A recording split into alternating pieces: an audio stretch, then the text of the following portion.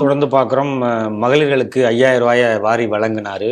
அப்புறம் முதியவர்களுக்கான அந்த ஓய்வு தொகையாக இருக்கக்கூடிய அந்த 2000 அட்வான்ஸாகவே 2000 ரூபாயை போட்டுட்டாரு. முதல்வர் இப்படி பல்வேறு விஷயங்களை வாரி வழங்கிட்டு இருக்காரு. அதன் தொடர்ச்சியாக பத்திரிகையாளர்களுக்குமே வாரி வழங்கியிருக்காரு. அதாவது மாதம் 12,000 ரூபாயாக இருந்த அந்த ஓய்வூதியம் இப்போ 15,000 ஆக்கியிருக்காரு. ஏற்கனவே குடும்ப ஓய்வூதியம் 6,000 இருந்ததை 7,500 உயர்த்தி வழங்கி இருக்கிறார். அங்கீகார அடையாளம் வைத்திருக்கும் அனைவருக்குமே மருத்துவ காப்பீடை உறுதி பண்ணியிருக்காரு. சென்னை பத்திரிகையாளர்களுக்கு செங்கல்பட்டுல வீட்டு மனைகள் வழங்க ஏற்பாடு செய்யப்படும் அப்படின்னு சொல்லியிருக்காரு. பத்திரிகையாளர்கள் மீது அவருக்கு ஒரு அளவற்ற அன்பும் பாசமும் இப்ப உதித்ததற்கு என்ன காரணம் நீங்க நினைக்கிறீங்க? நீங்க செங்கல்பட்டுன்னு தப்பா சொல்றீங்க. செங்கல்பட்டு மாவட்டத்தில்னு சொல்லியிருக்காங்க. செங்கல்பட்டு மாவட்டம் தாம்பரத்துக்கு கொஞ்சம் தாண்டினாவே செங்கல்பட்டு மாவட்டம். மிக சரியா சொன்னீங்க. அதனால சென்னை மெட்ரோபாலிட்டன் லிமிட்லயே கொடுப்பாருன்னு நினைக்கிறேன். ரொம்ப கருணை உள்ளம் கொண்டவர். அதனால கரெக்ட் பண்றார். யார சொல்றீங்க? பத்திரிகையாளர்கள். அவங்க கரெக்ட்னா உடனே உங்களுக்கு என்னென்னமோ அர்த்தம் வருதுன்னு நினைக்கிறேன். நான் ஜென்சி கூட அதிகமா பழகுறதுனால சரி சரி சரி இந்த வார்த்தைகளுக்கெல்லாம் புது அர்த்தங்கள் அவர்கள் கொடுத்திருக்கிறார். எல்லா வகையிலும் கரெக்ட் பண்ணுவாங்க. இதுல இவங்களை கரெக்ட் பண்றாங்க, கரப்ட் பண்றாங்க. அதாவது ஒரு விலை கொடுத்து எவ்ரிபடி ஹாஸ் அ பிரைஸ் டேக்னு ஒரு இங்கிலீஷ்ல ஒரு ப்ராவர்ப் உண்டு. யார் யார் என்ன விலை கொடுத்து வாங்க வேண்டும் என்பதை தெரிஞ்சிருக்கிறார்கள் இந்த திமுக காரங்க. நம்ம தொடர்ந்து நீங்க ஒவ்வொரு செய்தியா பார்த்துட்டே வந்தோம். ஒவ்வொரு செய்தியில என்ன பார்க்கிறோம்? இந்த அரசுடைய நிர்வாக சீர்கேடின்மை எந்த அளவுக்கு எல்லாத்துலயும் ஃபெயில்யூர் மாடல். அப்படி இருந்தாலும் கூட மீண்டும் ஆட்சிக்கு வர முடியும் என்கின்ற ஒரு தைரியம் அவங்களுக்கு எப்படி இருக்குன்னா, பணத்தை கொடுத்து அவங்ககிட்ட ஏகப்பட்ட காசு தமிழ்நாட்டை கொள்ளையடிச்சு சுருட்டி வச்சிருக்காங்க, கக்கத்துல வச்சிருக்காங்க. அந்த குடும்பத்தின் கையிலும் திமுக கையிலும் இருக்கு. அந்த பணத்தை விட்டெறிஞ்சா நடக்க வேண்டியது நடக்கும் என்கின்ற இருமாப்பு அவங்ககிட்ட இருக்கு. பணம் கொடுத்து எதையும் சாதிக்கலாம். இப்ப நம்ம தொடர்ந்து பல செய்திகள் இன்றைக்கு நீங்க சொன்ன எல்லா செய்திகளையும் பார்த்தோம். எல்லா வகையிலையும் தோற்று போன ஒரு அரசு. அதாவது ஆன்டி இன்கம்பன்சி என்றா சொல்வார்கள். அரசை பற்றி எதிர்மறையான கருத்துக்கள், எதிர்ப்பு கருத்து இதெல்லாம் இருந்தாலும் கூட நாம் இந்த பத்திரிகை முழுக்க முழுக்க அவங்களுடைய கண்ட்ரோல்ல இருக்கு. மெயின் ஸ்ட்ரீம் மீடியா, சோசியல் மீடியாவில் யாரும் எதிர்த்து பேசவே முடியாது. இதான் நீங்க ஒரு சின்ன ஒரு கமெண்ட் போட்டா கூட உடனே ஜாமீனில் வெளிவராதபடி உங்களை குத்திக்குள்ள வச்சிருவாங்க அப்படின்னு ஐஜி முதற்கொண்டு மிரட்டுவார், வெளிப்படையா சொல்லுவார். சமூக வலைத்தளங்களிலே நீங்கள் அரசுக்கு எதிரான கருத்துக்களை பதிவிட்டால் உங்களுக்கு தண்டனை கொடுக்கப்படும் அப்படின்னு அந்த மேலதிகாரியே சொல்லுவார். பத்திரிகையாளர் முழுக்க இந்த மாதிரி விலைக்கு வாங்கியாச்சு.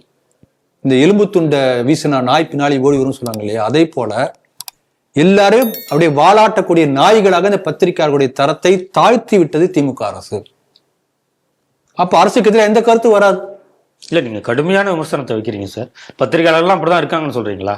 அப்படி இல்லாவிட்டால் பத்திரிகைகள் இங்க காலம் தள்ள முடியாது என்கிற சூழ்நிலை இங்க ஏற்பட்டிருக்கு. தினமலர் பத்திரிகை ஓரளவு பரவாயில்ல. எல்லா பத்திரிகை அதே போல இருப்பாங்களா? நீங்க வாழ்ந்துட முடியுமா? எல்லாத்துக்கும் உயிர் பயம் இருக்குல்ல, குழப்பம் நடத்தணும் இல்லையா? நீங்க சொல்லக்கூடிய பணத்தை வாங்கிட்டு பேசாம போனீங்கன்னா ஓகே, மீறினீங்கன்னா நீங்க இருக்கவே முடியாது. அப்படிப்பட்ட அரசாங்கம் நடந்து கொண்டிருக்கிறது. அதனால பத்திரிகை தர்மங்கிறதே கிடையாது. பாருங்க, இப்ப நான் ஒரே ஒரு உதாரணம் சொல்ல பாருங்க. ஜாஃபர் சாதிக் வெளிநாட்டு என்னமோ அது ஒரு பொறுப்பு. அவர் பண்ண எல்லாம் தெரியும் நமக்கு. இந்தியர்கள் அணிக்காக அவர் இருந்தார். இப்ப அவர் வீட்டுக்கு ரைடு வருது. ரைடு வந்த உடனே எல்லாம் அந்த புதிய தலைமுறை பத்திரிகை எல்லா பத்திரிகைகளும் போய் போட்டோ எடுக்கிறோம். அப்ப போட்டோ எடுக்கும்போது சிற்றரசு என்கின்ற ஒரு ஆள் பத்திரிகையாளர் போட்டு அடிச்சு அந்த கேமரா புடுங்குறாங்க. உடனே என்ன இருக்கணும்? பத்திரிகையாளர் சங்கம் என்ன பண்ணிருக்கணும்? பெரிய போராட்டம். தமிழகமே ரெண்டா ஒண்ணு இல்லைன்னு ஆகி ஆல் இண்டியா லெவலுக்கு போகணும் இல்லையா?